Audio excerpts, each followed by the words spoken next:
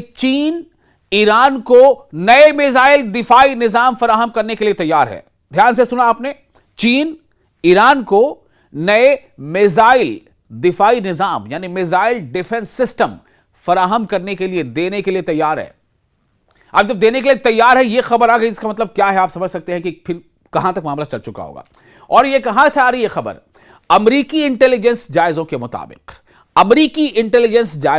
मुताबिक, चीन आने वाले हफ्तों में ईरान को कंधे पर रखकर फायर किए जाने वाले फिजाई दिफाई मिसाइल सिस्टम, जिसे कहते हैं मैन पैड्स, MANPAD, जिसे क्या कहते हैं? Man pads. और यह कंधे पर रखकर मिसाइल फायर किए जाने वाला फिजाई दिफाई सिस्टम है, यानी कि एयर डिफेंस सिस्टम है। यह फराहम करने की तैयारी कर रहा है। और यह बात कौन कह रही है, कह रहा है, यह रिपोर्ट कौन दे रहा है? यह खुद अमेरिका की इन्वेस्टिगेशन एजेंसी है, वो यह बता रही है, अमेरिकी इंटेलिजेंस एजेंसी के मुताबिक यह खबर है। अब आप सोचें तो इससे क्या फर्क पड़ सकता है? यह बात 11 अप्रैल को CNN ने भी रिपोर्ट की है। देखिए, मैं कोशिश ये करता हूं कि जहां तक आपको खबरें दूं तो उसका जरिया क्या है, कहां से खबर हमने ली है, या कौन सी एजेंसी है, किसके हवाले से रिपोर्ट आ रही है, तो यह आपको बताना जरूरी होता है। इसके जवाब में वॉशिंगटन में चीनी सिफारत खाने के तर्जुमान ने इस रिपोर्ट की तरदीद की है। ठीक है, चीन ने कहा नहीं, हम ऐसा नहीं करने जा रहा। लेकिन यह रिपोर्ट कौन दे रहा है? मैंने फिर से बताया कि अमेरिका के इंटेलिजेंस रिपोर्ट के मुताबिक ऐसा होने जा रहा है। तर्जुमान ने कहा कि चीन ने कभी भी तनाजे में शामिल किसी फरीक को हथियार फराहम नहीं किए, जेर बहस मालूमात दुरुस्त नहीं है। उन्होंने एक फॉर्मेलिटी निभा दी। बहरहाल, तो जो कंधे पर रखकर फायर किए जाने वाला मिसाइल फिजाई डिफेंस सिस्टम है, जिसे शॉर्ट में कहते हैं man pads, MANPAD। Man pads को इस जंग के दौरान कम बुलंदी पर परवाज करने वाले अमेरिकी जंगी तैयारों और फौजी जहाजों के लिए एक गैर मुतनासिब खतरा करार दिया गया है, जो अमेरिका और इसराइल ने 28 फरवरी को ईरान के खिलाफ शुरू की थी।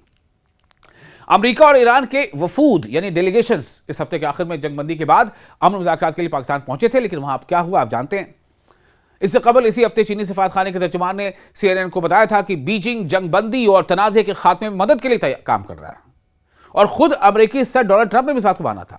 अमेरिकी सदर डोनाल्ड ट्रंप ने एक प्रेस कॉन्फ्रेंस में कहा कि ईरानी अफवाज ने एक कंधे से फायर होने वाला, हरारत को तलाश करने वाला मिसाइल इस्तेमाल करके अमेरिकी F-15 तैयारा मार गिराया।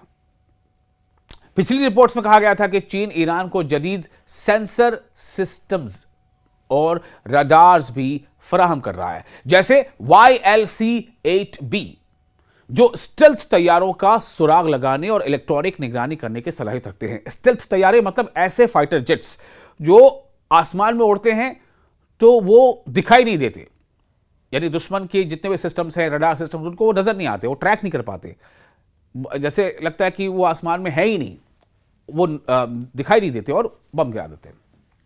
तो ऐसे मिसाइल, ऐसे जो जेट है, फाइटर जेट, उनको भी ये मार गिरा सकता है। कौन? YLC-8B पता लगा लेता है। तो ये सिस्टम, ये पिछली रिपोर्ट्स में कहा गया था कि चीन ईरान को जदीद यानी मॉडर्न सेंसर सिस्टम्स और रडार्स भी फराहम कर रहा है, जैसे कि YLC-8B, जो स्टेल्थ तैयारों का सुराग लगाने और इलेक्ट्रॉनिक निगरानी करने की सलाहियत रखते हैं। उधर अमेरिकी इंटेलिजेंस के मुताबिक अमेरिका और इसराइल के 5 हफ्तों के मुसलसल हमलों के बावजूद ईरान के पास अब भी हजारों बैलिस्टिक मिसाइल मौजूद हैं। किसकी रिपोर्ट है?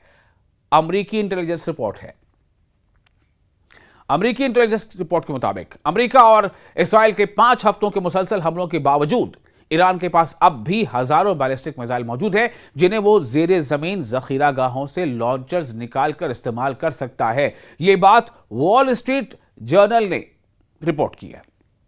अमेरिकी वजीर जंग, जिन्हें वहां कहा जाता है वॉर सेक्रेटरी, अमेरिकी वजीर जंग पीट हेग्सेथ ने इस हफ्ते सहाफियों से बात करते हुए कहा था कि अमेरिका इसराइल की बमबारी मुहिम ने ईरान के मिसाइल प्रोग्राम को अमलन तबाह कर दिया, मतलब लगभग खत्म कर दिया, और इसकी फौज को कई सालों के लिए गैर मौसर बना दिया है। ताहम वॉल स्ट्रीट जर्नल के मुताबिक अमेरिकी हुकाम का कहना है कि ईरान जंग के दौरान तबाह या जेर जमीन दफन होने वाले कई लॉन्चर्स को दोबारा निकाल या मरम्मत कर सकता है। चीनी बयान में मजीद कहा गया, चीन का भी बयान आया कि एक जिम्मेदार बड़ी ताकत के तौर पर चीन हमेशा अपनी बैन अल-अक़वामी जिम्मेदारियां पूरी करता रहेगा। अब इसमें समझिए इसके माने क्या है, इस माने को आप समझेंगे क्या, सेंटेंस क्या है। देखिए डिप्लोमेसी में कैसे सेंटेंस का इस्तेमाल किया जाता है कि एक जिम्मेदार बड़ी ताकत के तौर पर चीन हमेशा अपनी बैनुल अक़वामी यानी इंटरनेशनल रिस्पॉन्सिबिलिटीज, बैनुल अक़वामी जिम्मेदारियां पूरी करता रहेगा। हम अमेरिका से मुतालबा करते हैं कि बेबुनियाद इल्जामात लगाने, गलत रवाबित कायम करने और सनसनी फैलाने से गुरेज करे और मुतल्लिका फरीक़ैन कशीदगी कम करने के लिए मजीद इक़दामात करें। अगरचे जंग के दौरान ईरान के तकरीबन निस्फ मिसाइल ज़खायर इस्तेमाल या तबाह हो चुके हैं, ताहम अमरीकी और इसराइली हुक्काम के मुताबिक ईरान के पास अब भी हजारों दरमियाने यानी मिडिल रेंज और कम फासले तक मार करने वाले बैलिस्टिक मिसाइल मौजूद हैं। मजीद ये कि अमरीकी हुक्काम के मुताबिक ईरान के ड्रोन जखीरे का भी निस्फ से ज्यादा हिस्सा इस्तेमाल या तबाह हो चुका है, लेकिन वो रूस से मजीद ड्रोन हासिल कर सकता है। ये सब अमरीकी इंटेलिजेंस है, उसकी बुनियाद पर है। अब आप सोचें कि क्या हालात हैं। अभी भी ईरान खुद अमेरिका की नजर में कितना मजबूत है, यानी वो जो रिपोर्ट्स हैं उसके मुताबिक। और डोनाल्ड ट्रंप की अगर आप सुने या पीट हेग्सेथ की सुने तो ईरान तो कब का खत्म हो चुका, उसकी नेवी खत्म, उसकी एयरफोर्स खत्म, उसके मिसाइल खत्म, उसके ड्रोन खत्म, उसके लीडर्स तमाम खत्म। ये अमेरिका कह रहा है, डोनाल्ड ट्रंप कह रहे हैं, पीट हेग्सेथ कह रहे हैं। जब से मशरिक़ वस्ता में इजराइल, अमेरिका और ईरान के दरमियान जंग शुरू हुई है, उसके बाद से लगातार ईरान के अंदर काफी ज्यादा तबाही हुई। इस जंग के चलते जिस तरह से इजराइल और अमेरिका लगातार ईरान पर हमले करते रहे, ईरान में बड़े पैमाने पर जानी और माली नुकसान हुआ है। दरअसल ईरान इस जंग से पहले भी बहुत अच्छी हालत में नहीं था। ईरान की कंडीशन के बारे में भी हम बात करेंगे, लेकिन जो बड़ी खबर है दरअसल हम आपको बताना चाह रहे हैं वो दरअसल इंसानियत से जुड़ी हुई है। इंसानियत का दर्द लोग किस तरह से समझ रहे हैं इस बीच, उस पर भी हम बात करेंगे। दरअसल खबर यूपी के मेरठ से है, जहां पर एक शख्स ने 17,000 अमरीकी डॉलर्स की लागत की अपनी जो जमीन है, दरअसल वो जमीन बेचकर ईरान के जो परेशान और मुतासरीन लोग हैं उनको वो रकम एक तरह से हदिया कर दी है, वो रकम एक तरह से उन्होंने मदद के लिए दे दी है। जी हां, 17,000 अमरीकी डॉलर, यानी कि आप ये मान लीजिए तकरीबन 17-18 लाख रुपए की उनकी एक जमीन का टुकड़ा पड़ा हुआ था। उन्होंने अपनी वो जमीन बेच दी और उससे जो पैसा हासिल हुआ उसको दरअसल ईरान के जो मुतासरीन हैं, जो परेशान लोग हैं, उनकी मदद के लिए उन्होंने दे दिया। दरअसल इस तरह की खबर पहली बार सामने नहीं आई है। आप देखिए कि जब से मशरिक़ वस्ता में हालात खराब हुए, ईरान पर जब से हमले शुरू हुए, उसके बाद से ही हिंदुस्तान के अलग अलग हिस्सों से, अलग अलग रियासतों से इस तरह की खबरें आती रहीं। और अलग अलग रियासतों में आप देखिए, सबसे पहले जम्मू कश्मीर से खबर आई थी, जहां पर ईरान के मुतासरीन के लिए लोगों ने बड़े पैमाने पर अतिया किया था। लोगों ने बड़े पैमाने पर अपने जेवरात, घर के सामान, जिसके पास जो कुछ था वो एक तरह से ईरान के मुतासरीन के लिए उन्होंने निकाल दिया था, एक तरह से हदिया कर दिया था या अतिया कर दिया था। और उसके बाद फिर करगिल से इसी तरह की खबरें आई।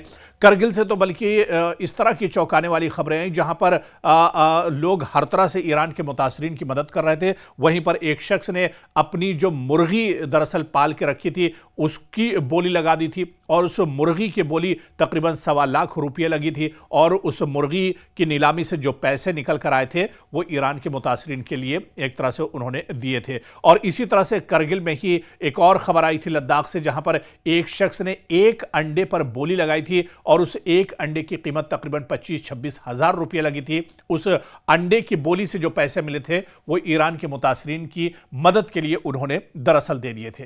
तो इस तरह की खबरें इससे पहले भी आती रही हैं और यह दरअसल इंसानी जज्बा है। आप देखिए कि सरहदें यहां पर माने नहीं रखती हैं, दूरी और फासला यहां पर माने नहीं रखता है। ईरान हिंदुस्तान से बहुत दूर है, लेकिन ईरान के अवाम का दर्द हिंदुस्तान में महसूस किया जा रहा है। जब ईरान के लोग परेशान हाल हैं, जब जंग की हालत से ईरान गुजर रहा है, ईरान में बड़े पैमाने पर जानी और माली नुकसान हुआ है, तो वहां के लोगों की मदद के लिए हिंदुस्तान की आवाम ने हाथ उठाए हैं। और हिंदुस्तान में आप देखिए कि कश्मीर से लेकर कन्याकुमारी तक शायद ही कोई ऐसी जगह बची हो जहां पर ईरान की मदद के लिए हाथ आगे ना आए हो। और ऐसे में इस तरह के बहुत से वाकयात निकलकर सामने आए जहां पर लोगों के पास उनके घर में जो कुछ था वो एक तरह से ईरान के मुतासरीन के लिए निकालकर उन्होंने सामने रख दिया। और दिल्ली में ईरान की जो एम्बेसी है उनके हवाले दरअसल उसकी कीमत या उसकी जो रकम थी उनके हवाले कर दी गई ताकि ईरान के अवाम तक ये मदद पहुंचे और ईरान के अवाम की एक तरह से इसके जरिए से उन्हें राहत मिल सके। तो दरअसल ये इंसानियत है, ये एक हमदर्दी है कि इतना फासला और इतनी दूरी होने के बावजूद, एक मुल्क से दूसरे मुल्क की सरहदें बटी होने के बावजूद दरअसल इंसानियत बटी नहीं है। जिसके सीने में भी दिल होगा वो दरअसल इंसानियत के दर्द को महसूस करेगा और हिंदुस्तान के अवाम ने यह दर्द महसूस किया। और जो ईरान में परेशान कुन हालात हैं, जो मुतासरीन हैं, उनकी बढ़ चढ़ कर हिंदुस्तान के लोगों ने मदद की है।